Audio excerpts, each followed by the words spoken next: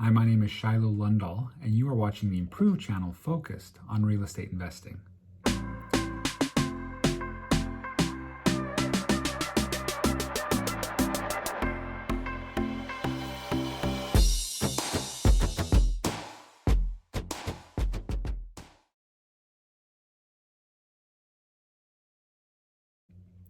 Today, I wanted to share something that is probably on the minds of a lot of parents today.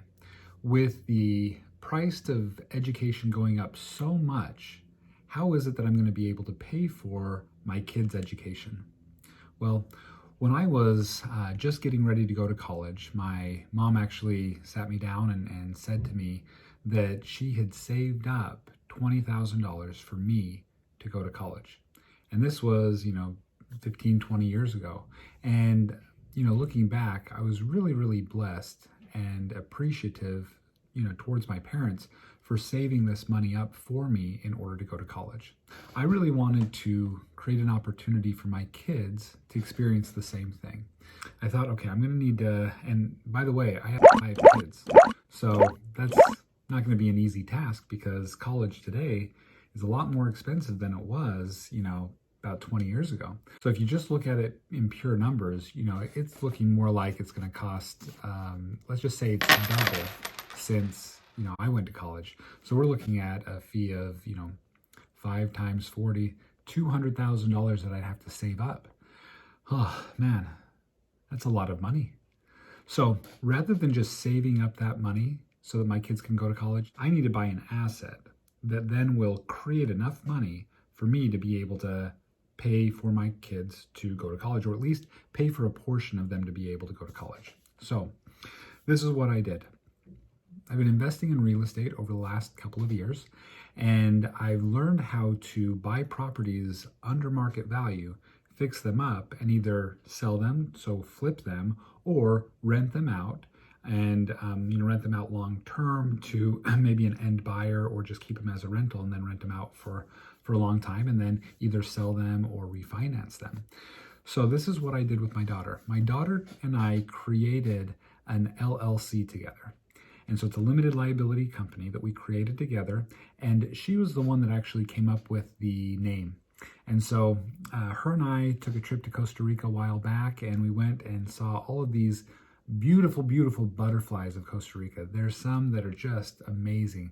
There's these like deep metallic blue butterflies, absolutely awesome. So we liked that. And then also her and I, a couple years ago, we were watching the TV show The Office, with Michael Scott and everybody. And it's a funny show. Anyway, we were watching that. And so we kind of combined the two and we created the name Butterflies in the Office, LLC. With this company, what we did earlier this year in July, I saw a property come up on what's called a wholesaler list.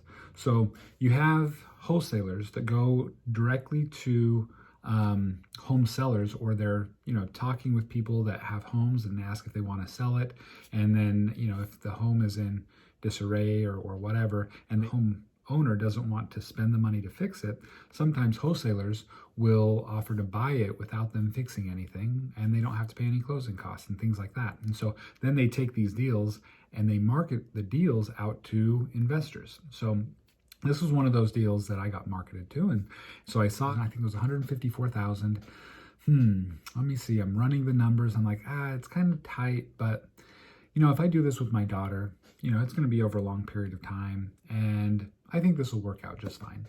So I bought that property for $154,000. This is what the property looked like at the beginning. And then these are some images of us and some videos of us going and, fixing up the property over time. So you see my daughter there smiling, and she was also painting, and she did a lot of great work with the property.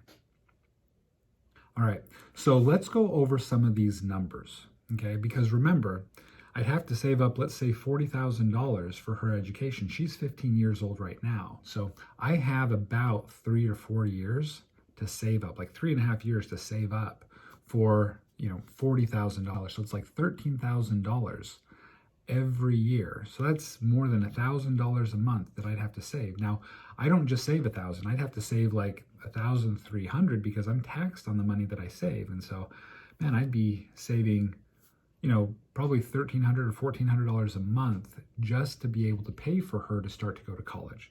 So again, that's a lot of money. Well, let's see if we can do it a little bit differently.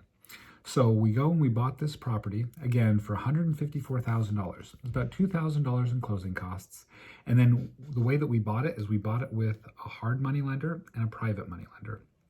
And so we had the hard money lender come in with for about $140,000. And a hard money lender is somebody that has a lot of money or that works for a group of people that have a lot of money, and they will take a look at the deal and see if it's something that they're willing to lend money on. Now, because they're not a bank, they don't have to abide by a lot of the lending guidelines, but they do have to abide by some.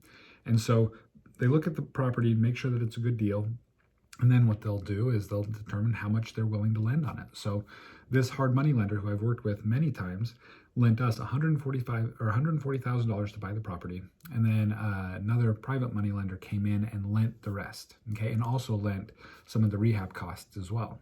So my daughter and I, in our business, we had to come in with about $12,000 to $15,000 in order to help out with the rehab and everything like that. So the rehab was $35,000 altogether. The private money lender again came in with about 20, and then we had to use about $12,000 to $15,000 of our money in order to rehab the property.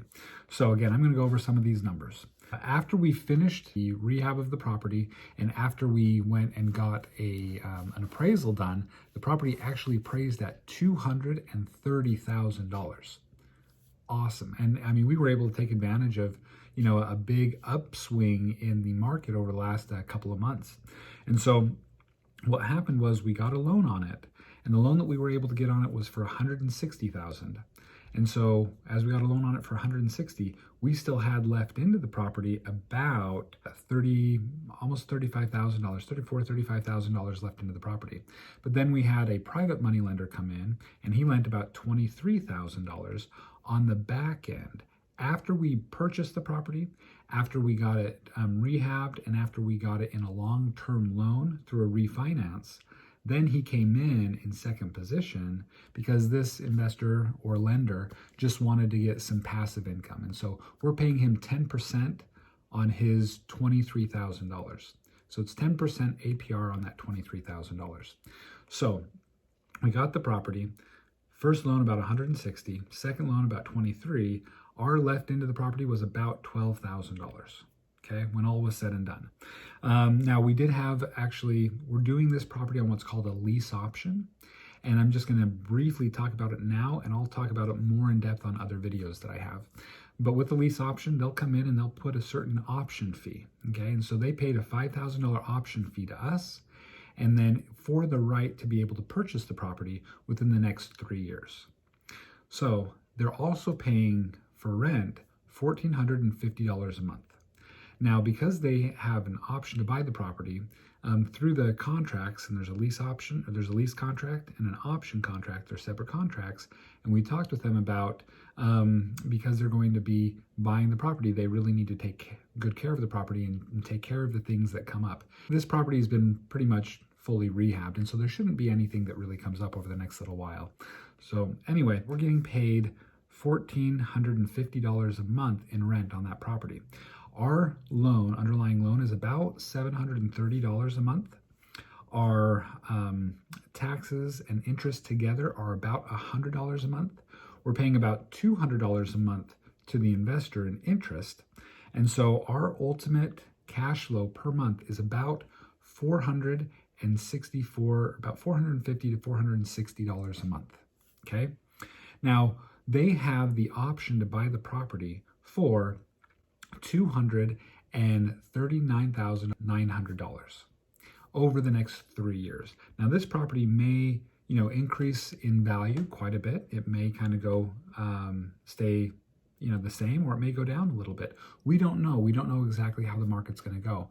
But statistically, markets tend to go up over time. And markets usually go up about 3% in our market, which is Arizona. Okay, so like recently it's been going up quite a bit more, but just to be safe, we kind of calculate a 3%, increase per year. So really, if this person that is in the property decides to exercise the option within the next few years, they could possibly get the property for less than market value.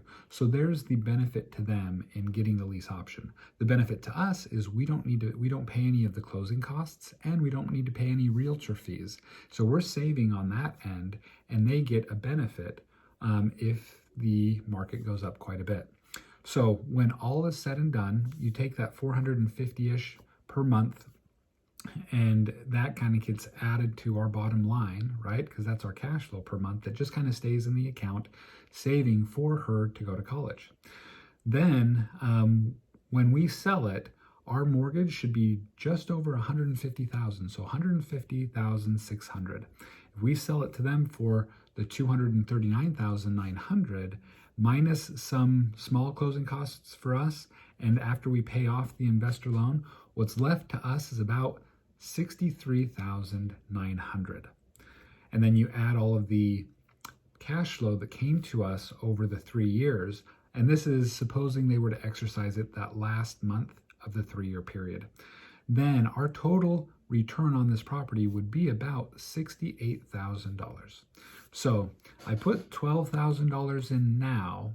I'm able to buy a property under market value, fix it up, create some equity, and then I get a long-term loan. I experience what's called principal pay down, as the tenant is paying monthly payments to me, which goes towards my mortgage, taxes, and insurance. And then ultimately what happens is it creates this gap between the price that we have set, which is almost the $240,000, and then that principal pay down. So we get that difference minus some of the closing costs, paying off the second position lender. So ultimately, through this process, we're able to put in about $12,000. 3 years later, we're able to take out about $68,000, which should be well more than what she should need for a bachelor's degree, depending on what school she goes to. But I think it's a pretty good deal to be able to put this in, take it out, then she has that money. Now, let's say a couple of things happen. Let's say that the people in the property decide that they've lived in the property for a couple of years, and they've decided, I don't want to exercise the option. I think we're going to be moving because there's a job opportunity, back east for us. And so they thank us for being able to live there. We thank them for taking good care of the property. And then we may lease option it to somebody else, or we may sell it at that point. But let's say we just lease option it to someone else. And let's say the market has appreciated quite a bit in value. So rather than selling it, maybe we just do another cash out refinance. Let's say it's appreciated up to about $250,000. Well, if I get a cash out refinance on that, I'm able to get a loan for $196,000 at that point. My cash flow may go down a little bit, but I'm able to pay off that second position lender. I'm able to pay off the first mortgage as well. And so, first mortgage being about $150,000, then you have the $23,000 second position, so that's $173,000. If I get, again, if it appreciated to $250,000, that means when I get that 75% loan on that at $196,000, well, that's a $23,000 difference. Maybe we can take that money out, and that can help pay for a semester or two for her for college. Or we just sell the property. Or, there's just a lot of different opportunities that we have with this property in order to help pay for her college. So rather than saving up $1,000 a month for the next 3 years to save up $40,000, and once that money's gone, it's gone. But if we keep this property and we just refinance it, we might be able to pay for her whole college tax-free, by the way, because when you refinance a property, you actually don't pay taxes on the money that you take out in a loan. So we're able to pay for her college and still keep the asset, which could then be really helpful for her later on, or for us. We can sell it, we can divide the proceeds. There's a lot of things that we can do. So I wanted to give you this video as an idea of something that you can do, a creative way to help save for your children's education. So tell me what you thought in the comments below. Like the video if you'd like, and subscribe to the channel. It'd be great. And I hope that you come up with some awesome ideas to help save for your children to go to college.